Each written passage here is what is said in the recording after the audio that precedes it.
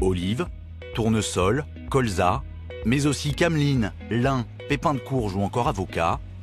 Les Français consomment 1,7 million de tonnes d'huile par an, presque autant que de la viande. Elle est essentielle pour notre santé, mais on l'achète sans vraiment s'en préoccuper. Je prends les marques classiques que je connais, que j'utilise depuis longtemps. Je ne m'attarde pas trop sur la composition. L'huile de tournesol, j'achète une entrée de gamme MDD et ça va très bien. Je ne vais pas chercher bon de ce côté-là, alors que derrière, ce qu'on mange, c'est pas forcément bon. Je ne vais pas me déculpabiliser d'un côté pour culpabiliser de l'autre. C'est ça. Le marché est largement dominé par les industriels et ils ont parfaitement intégré l'argument santé. À lire leurs emballages, leurs produits se parent de toutes les vertus. Allégés, riches en oméga 3 ou 6, source de vitamine E ou D. Dans cette profusion d'étiquettes et d'allégations santé, avec des tarifs variant de 2 à 60 € le litre, comment choisir? Comment sont fabriquées nos huiles? Et y en a-t-il vraiment de meilleurs que d'autres pour la santé? Si l'Argentine est devenue un tel géant des céréales et des oléagineux, c'est à cause de ses surfaces immenses et de son climat propice. Mais aussi parce que le pays a ouvert grand la porte aux espèces génétiquement modifiées il y a déjà plus de 20 ans. Dans son champ, Juan Pablo n'en fait pas mystère. Le tournesol à point est loin de l'image d'Épinal vendue sur les bouteilles.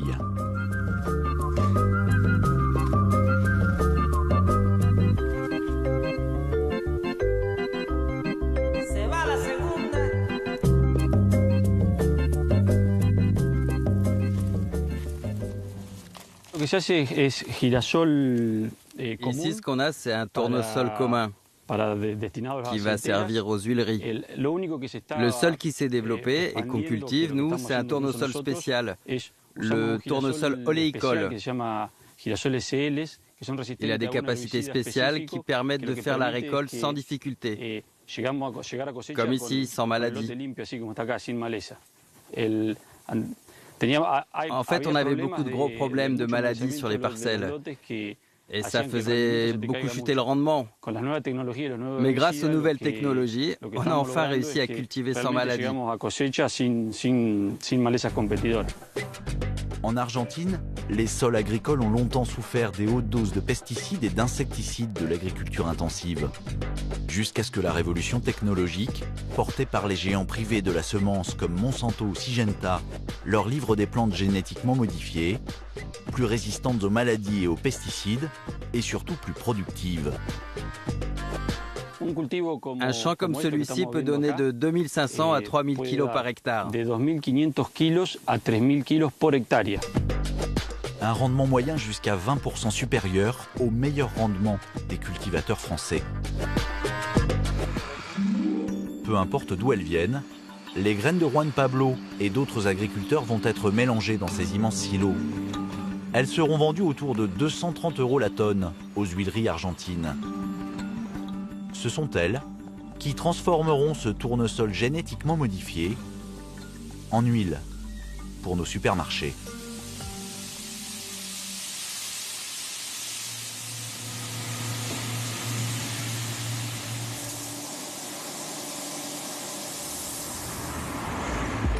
Un de ces géants de l'huile a accepté de nous recevoir. Nidera, c'est 17 milliards de dollars de chiffre d'affaires dans le monde. De l'huile à la graine, des pesticides au commerce des matières premières, un poids lourd de l'agroalimentaire. L'entreprise a accepté de nous montrer une partie du processus de transformation, la plus propre. Impossible de filmer le pressage, car pour tirer le maximum d'huile de leurs graines, les industriels utilisent une méthode qui a mauvaise réputation. Elles sont chauffées et mélangées à un solvant, l'hexane, un dérivé peu coûteux du pétrole, neurotoxique. Voici l'huile brute, telle qu'elle sort de ce traitement chimique. Fernando est ingénieur pour Nidera, responsable du raffinage. Pour pouvoir la vendre dans les grandes surfaces, il doit éliminer les restes d'hexane, de moisissures créées pendant le stockage et de produits phytosanitaires. Là, pour l'instant, l'huile brute va aller dans des containers.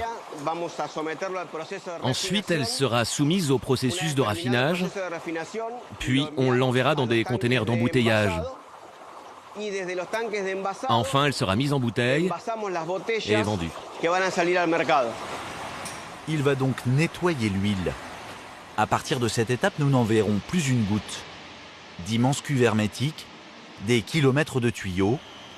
Et si l'huile n'est plus accessible jusqu'à sa mise en bouteille, c'est peut-être à cause de la présence sur le site de ces cuves de produits toxiques, plutôt inquiétantes.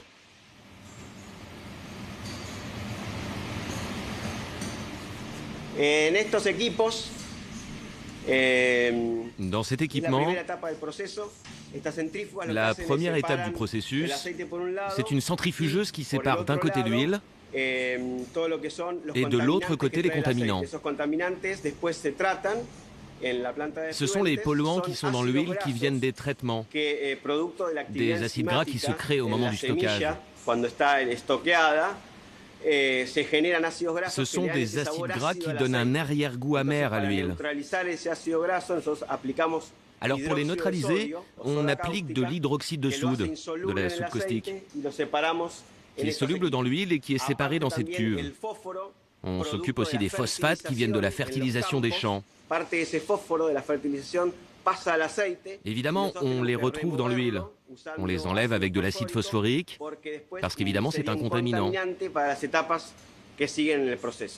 Une fois qu'on a fait ça, les huiles passent à l'étape suivante, le blanchiment, le bleaching en anglais. Si Fernando utilise le terme anglais, ce n'est pas par coquetterie. Ces méthodes extrêmement chimiques sont utilisées par tous les industriels de la planète pour fabriquer les huiles raffinées que nous achetons en magasin. C'est sans doute pour cela qu'aucun industriel français n'a souhaité nous ouvrir ses portes. Ce traitement de choc permet selon eux d'éliminer l'essentiel des polluants, mais il peut en rester des traces.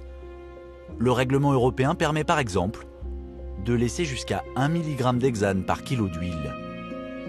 Aucune étude pour l'instant n'a établi les effets de petites doses de solvants régulièrement absorbés. Et nos découvertes ne s'arrêtent pas là. Ça, c'est le distillateur. C'est l'équipement principal de la raffinerie. Il peut distiller 400 tonnes d'huile par jour. À l'intérieur, l'huile est chauffée à 240 degrés. Les composants qui donnent les mauvaises odeurs et les mauvais goûts s'évaporent par le haut. Et en bas, l'huile qui sort est prête à être embouteillée. Avec tous ces traitements, entre chaleur intense, solvant et acide, le tournesol ou les autres huiles peuvent-elles réellement conserver la vitamine E ou les oméga 3, ultra sensibles à la chaleur? Réponse gênée de l'ingénieur chimiste. Non, nous, durant tout le processus de raffinage, une partie des propriétés nutritionnelles de l'huile disparaissent. Mais en termes nutritionnels, la qualité de l'huile a toutes les caractéristiques organoleptiques qu'elle est censée avoir, sans aucun type d'additif, sans ajout. Ce qui se perd, ce n'est pas suffisant pour dire que notre produit n'a pas de qualité nutritionnelle. Ces huiles sans odeur, sans goût et sans couleur, tirées de semences OGM produites par l'agriculture intensive, n'ont plus grand-chose de végétal. Ce seul site du groupe Nidera produit à lui seul 11 000 bouteilles d'huile par heure, en majorité destinées à l'exportation.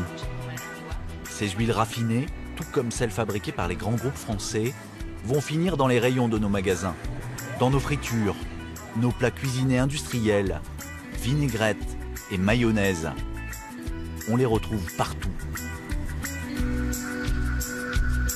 Que si vous partez sur un procédé d'extraction industrielle où il va y avoir chauffage et différents procédés, différentes adjonctions de ce que nous on appelle des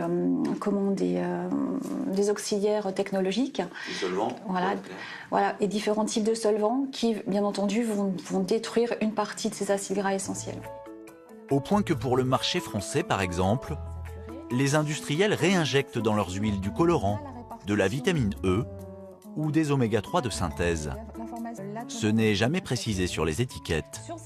Aujourd'hui, il y a 2 niveaux d'étiquetage. On va avoir des étiquetages nutritionnels où effectivement on va avoir la répartition en lipides, protéines, glucides.